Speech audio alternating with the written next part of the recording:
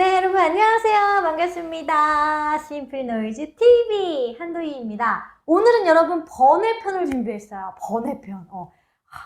우리 또 층간소음에 대해서 조금 더 심층 있게 알아보는 시간을 가져보도록 하겠습니다. 왜냐면 저도 아직 모르는 게 너무 많거든요. 그래서 제가 오늘 특별히 모셨습니다. 바로 이 동네에서는 내가 으뜸이다. 우리 동네 전문가분 모셨거든요. 네, 인사하도록 하겠습니다. 안녕하세요. 예, 안녕하세요. 반갑습니다. 네, 동네 전문가 맞으신가요? 뭐 최고의 전문가는 아닌데 네. 동네에서 그래도 네. 층간소음에 대해서 누가 얘기를 하면 네. 한마디 정도는 거둘 수 있는 그 정도입니다. 동네 전문가죠. 너무 귀여운 것 같아요. 동네 전문가님. 자, 그러면 저희 지금 TV가 채널이 그 층간소음에 관한 채널이잖아요. 그쵸, 네, 동네 그렇죠. 전문가님. 그렇죠. 알고 오신 거 맞으시죠? 아, 그럼요. 네. 그래서 제가 모신 이유는 층간소음에 대해서 조금 더 체계적으로 좀 알고 싶어서 제가 불렀습니다. 아, 맞습니다. 층간소음. 음. 층간소음에 대해서 여러 가지 사례를 제가 알고 있거든요. 네. 정말 많은 사례들을 알고 있는데 네. 사례는 사례자분들에게 기존과 같은 네. 인터뷰를 하시는 게 맞는 것 같고요. 네. 제가 가장 먼저 네. 무슨 얘기를 할지 네. 그걸 생각을 잠깐 해봤는데 네. 솔직히 전문가가 아니기 때문에 네. 미리 준비해 온 게 하나도 없거든요. 이런 분위기 저희가 원했던 겁니다. 그죠? 그냥 편안하게, 네, 편하게. 알고 계시는 지식을 그래서 저희가 알려주시면 됩니다. 먼저 준비하셨나요? 아니요. 지금 누가 제가 워낙 네. 그 층간소음에 대해서 많이 알다 보니까 네. 물어본 분들이 이렇게 어머. 많아요. 진짜 예, 동네 전문가가 그래서 맞으시네. 일단 됐고 잠깐 하고요. 이렇게 상담까지 해주시면 정말 우리 찐 동네 전문가님이십니다. 층간소음에 네. 대해서 이런 얘기 저런 얘기를 하기 전에 가장 먼저 네. 할 얘기는 딱 이거죠. 뭡니까? 과연 층간소음이란 무엇인가? 무엇인가? 층간소음, 내가 지금 겪고 있는 이 고통이 층간소음에 해당되나? 내가 한 행동이 과연 층간소음인가? 조심해야지 되나? 그냥 내가 예민한 건지, 그렇죠. 아니면 정말 층간소음으로 대체할 수 있는 건지. 그렇죠. 층간소음의 범위를 좀 정해야지 될 것 같아요. 이게 맞아요. 원래 법에 의해서 네. 소음 측정기 데시벨로 기준이 나와 있긴 한데 네. 정말 현실성 없는 기준이거든요. 데시벨이에요? 그렇죠. 기준이? 예, 맞아요. 뭐 주간에는 몇십 데시벨, 야간에는 네. 몇십 데시벨을 넘으면 안 된다 이렇게 돼 있어요. 네. 이게 이제는 법에 의해서 어느 정도 관리가 가능한? 예를 들어서 이거죠. 층간소음이 너무 심해서 항상 층간소음 날 때마다 동영상으로 그 소리를 찍었어요. 네. 그래서 이걸 가지고 법원에 가서 제출하고 소송을 했더니 전혀 증빙 자료로 인정해주지 않더라. 왜? 이게 데시벨이 대부분이에요. 왜냐하면 맞아요. 검교정된 소음 측정기로 네. 데시벨을 측정하는 그 데시벨 값이 나와 있는 그 상태의 동영상을 찍었다면 인정을 받는데 동영상만 찍었으면 이게 소리를 증폭한 건지 기준이 전혀 없잖아요. 그러네요. 솔직히 사실 맞는 거죠. 그렇죠. 소리만 측정해서는 절대 증거가 될 수 없다. 네. 그래서 대한민국 법에 의해서는 데시벨로 관리가 되고 있는데 이게 터무니없어요, 사실은.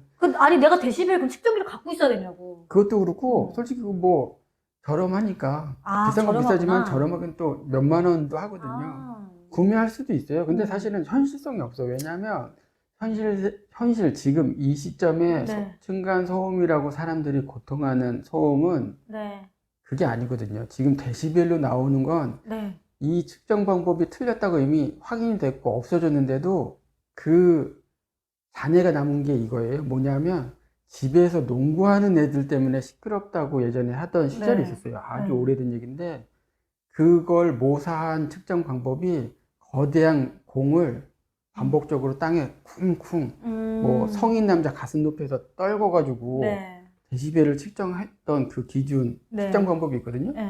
이건 말도 안 된다고 해서 그 공 떨구는 건 없어졌는데 데시벨은 남아있는 거야. 데시벨이 도대체 몇이에요? 그 평균이? 제가 알기로는 60데시벨, 야간은 40데시벨 뭐 이렇게 알고 주간은 있는데 60데시벨, 야간은 40데시벨? 이거는 어마어마하게 큰 소리예요. 그리고 이거는 뭐 낮, 밤 이 정도 소리 난다는 거는 야, 이거 사람 거의 뭐 귀를 막아도 들리는 소리거든요. 요즘 세상에 누가 집에서 농구공을 튕기고 그래요. 말도 안 되지. 말도 안 되는 거지. 그래서 현실 지금 대한민국 사회 네. 기준으로 얘기를 들으면 대한민국 사회의 기준을 먼저 얘기를 드려야 되겠네요. 네. 기준보다는 대한민국 사회의 숙성도. 어떤 거냐면 여러분들도 기억하시겠지만 대본 읽으신 것 같아. 여러분들도 그렇죠. 기억하시겠지만. 잠깐 생각했어요. 네. 준비한 얘기가 아니다 보니까 잠깐 생각할 시간이 필요해서 잠깐 생각했는데 네. 이런 거죠. 요즘 거의 경험 못 하는데 극장에 갔더니 네. 뒷사람이 내 의자에 발을 올려놓고 계속 툭툭 차더라. 네. 지금 없어졌죠. 지금 많이 없어졌죠? 예전에는 엄청 심했어요. 엄청 심했어요. 맞아요. 그리고 버스에 탔더니 뒷사람이 다리 올리는 경우도 물론 있었는데 그건 정말 옛날 얘기고 네. 그나마 그 얘기는 버스에서 음식물 먹는 분들. 어느 맞아. 정도였냐면 되게 유명한 드라이브에 여자 주인공이 버스에서 된장찌개를 먹으면서 주변 아줌마들이 냄새 난다 그러니까 이게 사는 맛이지요 하던 그 인기 드라마도 있을 정도였어요. 저는 지금 기억이 하나도 안 나는데요. 더 오래됐나 봐요. 지금 생각하면 말도 안 되잖아요. 말도 안 되죠. 우리나라 사회가 이 정도 예의 범절 잠깐만, 우리나라는 예의 동방지국 아닙니까? 그건 뭐 전쟁 겪으면서 다 없어졌으니까요. 두 차례 큰 전쟁 겪으면서 다 없어졌기 때문에 네. 지금은 이제 없다 생각하고 바닥부터 쭉 올라오는데 근래의 상황은 그런 상황까지는 넘은 거예요. 근데 그 이상 넘어가지 못한 수준이 뭐냐면 자동차 운전하는 거 보면 과속 운전은 많이 줄었는데 상위 차선에서 저속 운전하는 사람들은 여전히 많이 남아있어요. 그 추월 차선에서. 그렇죠. 그냥 일반 국도에서 1차선 굳이 탈 이유도 없는 초보 운전, 아이가 타고 있어요. 가족이 타고 있어요. 이런 거 붙이고 상위 차선에서 저속 운전해요. 그러면 뒷차들은 그 차를 피하기 위해서 차선 변경을 계속 하다 보면 언젠가는 위험한 상황을 다른 사람한테 전가하는 요게 수준이어야지. 그리고 또 하나 남은 게 층간소음이죠. 층간소음도 예전에 보다는 많이 줄었다고는 하지만 사실은 준 것도 아니에요. 왜냐하면 우리 부모님 세대는 단독주택에 대부분 사셨잖아요. 그때도 옆집 아저씨가 술 먹고 들어와서 밤새 떠드니 뭐 부부싸움 하고 세대 간 소음은 지금의 미국 사회처럼 있거든요. 근데 미국은 법으로 몇 시부터 몇 시까지는 무조건 경찰이 출동해서 제재하는 그걸로 바뀌었는데 대한민국의 과거 그 시절에는 최소한 이건 있었어요.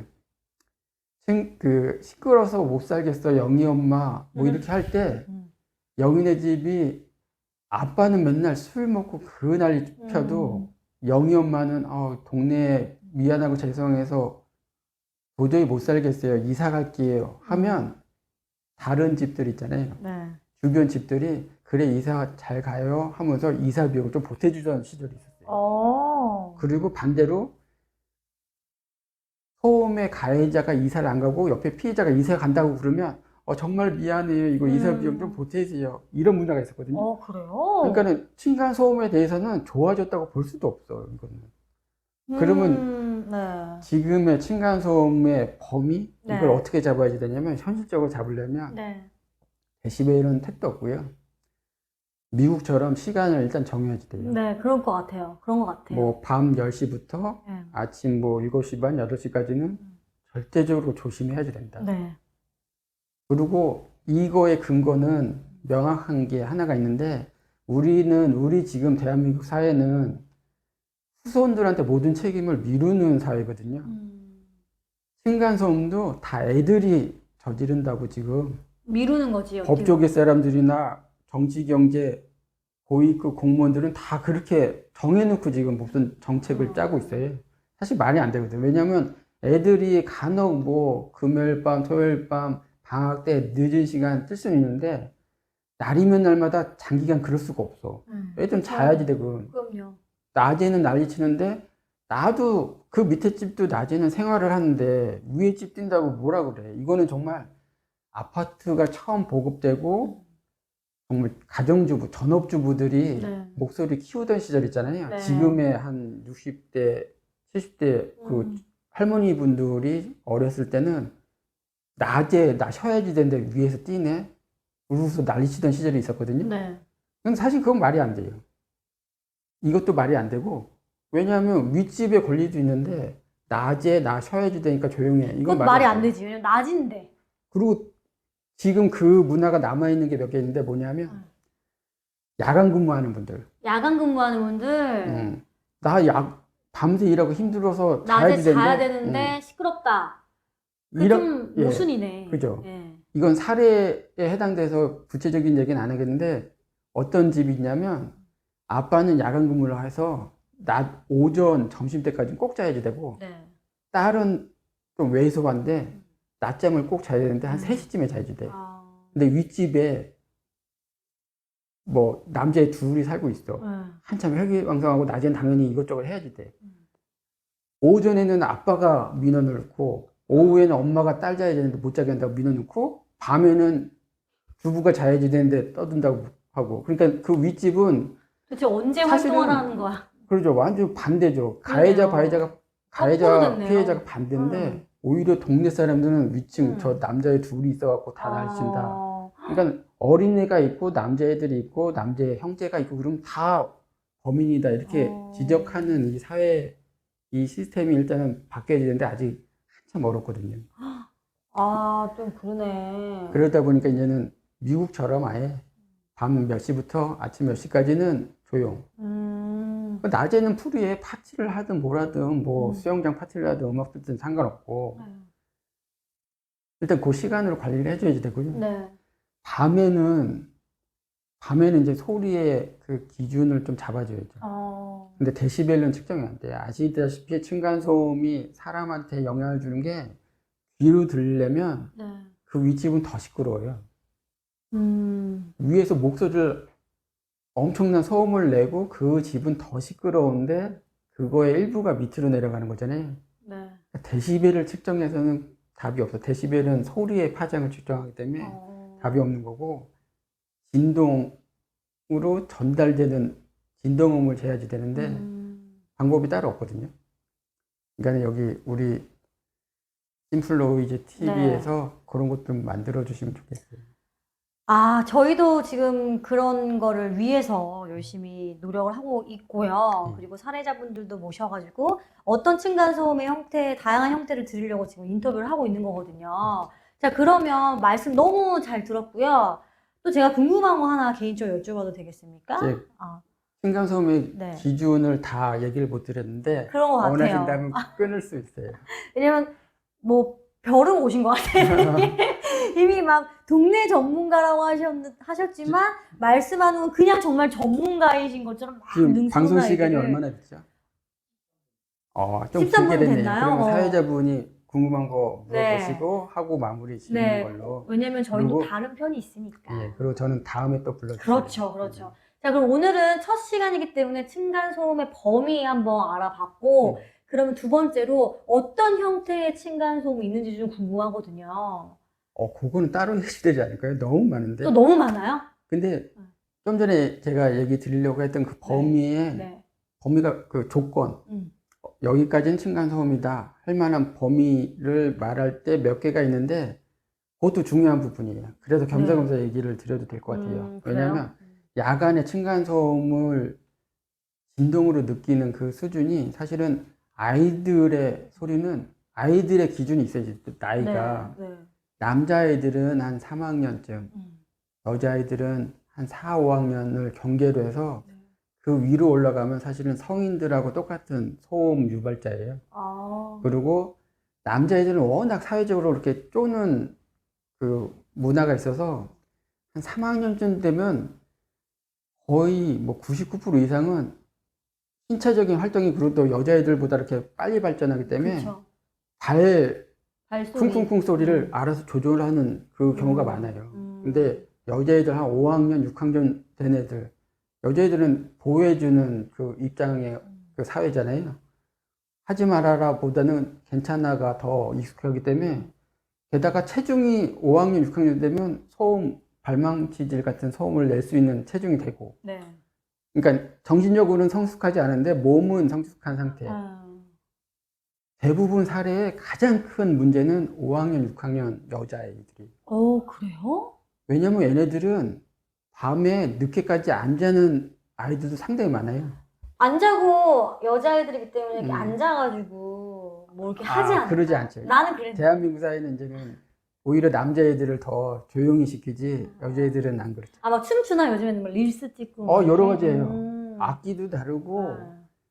야간의 소음은 뭔가 특별히 해서 소음 나지 않아요. 워낙에 주변이 좀 조용하기 때문에 그렇죠. 좀 더 뭔가 잘 특별한 소음을 내면 부모가 시끄럽다고 그러지. 그리고 밑에 층에서 들려오는 느끼는 그 진동은 소리가 아니고 뭐래도 하면 그 진동이 올 수밖에 없어요. 그러니까 안 자고 있으면 문제인 거야. 체중이 어느 정도 된 사람이 안 자고 있으면 그 자체로 소음을 유발하고 있는 거예요, 사실은. 네. 중간에 화장실을 가든 물 떠먹든 방문을 열고 닫든 의자를 조금 조심한다고 하더라도 그건 무조건 소음이에요. 그래서 여러분들이 분명히 소리가 나는데 안 난다고 얘기하는 그 경우는 대부분 남자도 그렇지만 여자애들도 그 정도 나이대 애들이 밤에 안 자고 뭔 짓 하고 있는 거야. 그리고 그거 못지않게 훨씬 더 큰 소음을 내는 사람들은 아이들이 아니고 절대 아이들이 아니고요. 어른이죠. 어른이에요. 맞아요. 어른한테 가서 조용히 해주세요. 그러면 꼭 가서 우리 애가 많아서요. 우리 애가 아직 어려서 이래요. 진짜 이게 어른들 아직 너무해. 사회적으로 너무 네. 성숙함이 떨어지는 거죠, 지금.